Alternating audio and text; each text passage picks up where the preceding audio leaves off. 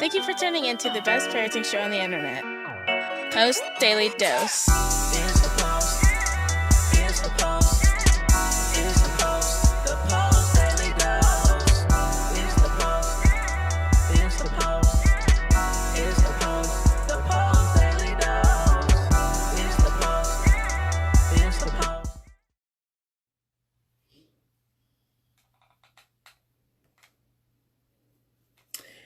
Hey guys, good morning. Happy whimsical Wednesday. Wonderful, wonderful Wednesday. Welcome to another episode of Morning Motivation with Big Papa. Obviously, I am not in my car on the way to the gym. I am still sitting in my office, getting prepared to go get on a plane. Heading to Grand Junction this morning, so thought I would take a minute and hit you guys up. Let you know I'm still here getting it done. Probably going to lay off a couple days in the gym. Today was leg day anyway, so I need to give my knees some rest. I got to finish packing. Not quite finished packing yet, but I thought I'd show you something. This is my goal book. So this is one of many. I've been writing these goals for years, like for 10 years. Not this book. This book's probably spans a couple years because, let's see. I started this in 1/1/17. And so for a long time, probably for about 5 years, like I wrote my goals every day and didn't miss a day. And then, stuff happens, life happens. You miss a few days and then you just stop. So let's see. January 17, I started 1/17 and I stopped 3/6/17. So 3/6/17, stuff dropped off. And who knows why. But then I picked up again 1/2/2018. And so I wrote again 1/2/2018. Oh, let me see here.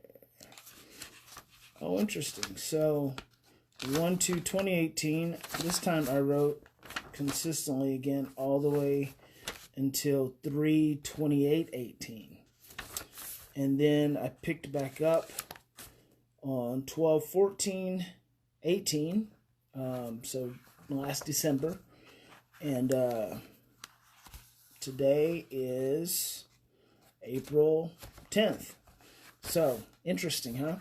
But anyway, every single day, just like I tell you I do, get up, write these goals, and it helps me with you because if I'm telling you to do something and encouraging you to do something, I want to be doing it myself. I don't want to be incongruent in my life and in the energy that I'm communicating. So it's very important, which reminds me of a conversation I had with a parent recently about the expectation of the child, yet they were not where they want the child to be, which is interesting. Being congruent in our life is very important, even if it's not popular. So, sometimes being congruent, like doing what you actually feel, doing what you're going to say you're going to do, isn't the most popular thing. It's not always the easiest thing to do. But when you are operating in congruence, then what it's really doing cellularly, at a cellular level for you, is it's helping everything to line up. And when everything lines up, you're operating in a more balanced state, which puts you in a more present state, which ultimately leads to a more creative state. So being congruent in what you're saying and what you're doing is very important, especially when it comes to your work, your life, your spouse, your children. Don't ask someone else to do something that you're not willing to do yourself or haven't already done. And I like to say that, like, especially in my trauma trainings and my work with my parents and stuff, I'm not going to ask you to do anything that I haven't already done, 15, 20, 30, 40, 50 times, 100 times already over. And it's probably because I've done it so much that I can be so convinced I am so convinced of how impactful it is, and then I can be convincing to you.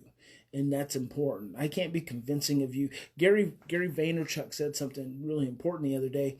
He said, it was something to the effect of, people who talk about what they know, they can talk freely because it's what they know.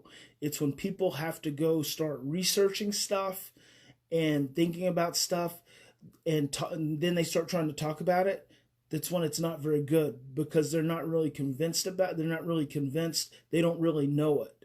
And so when you know something, you can talk about it freely. And I think it was in relationship to someone, wanting to know how to start a podcast or whatever. And he said, just talk about what you know. Everyone knows something. And it's so true. When you know something, you could pretty much talk about anything related to that knowing. It's when you start, venturing off into other areas where you don't really know that it kind of feels like you're making stuff up, and it's not very convincing. And so, stick with what you know and deepen that knowledge and that learning, and that's going to take you a long ways in your ability, not only your own inner ability to be congruent in who you are and what you say and what you do, but also in your influence of other people when you operate from a place of knowing.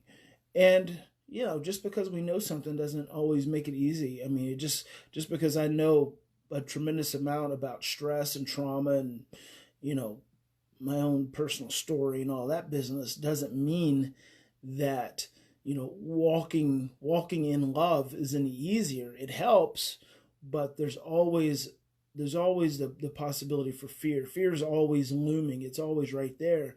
And so that's why I always in the Post Daily Dose, by saying in any given moment we always have a choice.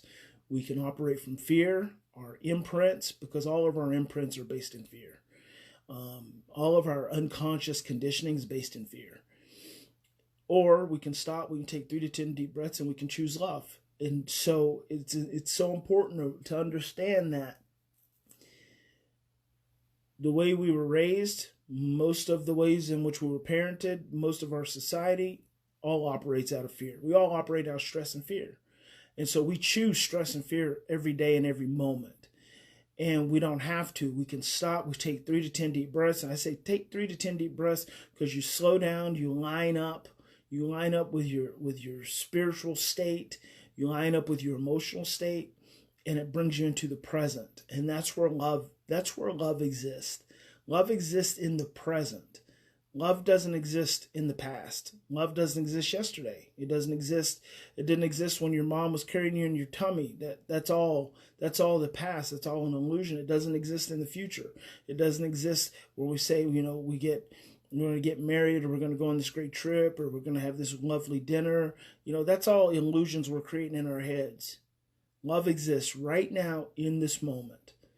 Right now in this moment is what you choose. That's why you take those 3 to 10 deep breaths. You show up with love right now. Right now. I was talking to a parent who was struggling the other day, and she was like, how do I calm myself in this moment when I'm so scared? Well, being aware of your fear is like the first step. When you're aware of your fear, that's the first step of awareness. Now, what are you going to do about it? You're just going to keep being scared, or are you going to calm it down? You're going to ask yourself, is this really true? Or are you going to find something else that you can focus on that moves you in degrees, just degrees away from that fear? Those are all decisions that we make from moment to moment to moment. We choose to operate out of fear each moment, and we can equally choose to operate out of love. And so it just shows up, every moment is a exercise in that. And, I'm about to be getting on a plane, going through an airport, dealing with grumpy people. There's going to be people coughing, and, it's just going to be a beautiful experience. And the beautiful experience is the opportunity to be loving and to remain loving and to remain calm in the midst of that. That's just like the most beautiful opportunity we can all have, because that keeps us present. that keeps us in the moment. So go out, make today, Wednesday, whimsical. If you're in Grand Junction, Colorado, I should be at Kiln Coffee on Main Street by 11 o'clock. My plane lands at like 10:45, and so I don't think Grand Junction's that big, but I don't know, because I don't usually research stuff like that. I just show up and figure it out when I get there. So just know I'll be there. Love to have a cup of coffee with you, and Big Papa loves you. We'll talk to you later.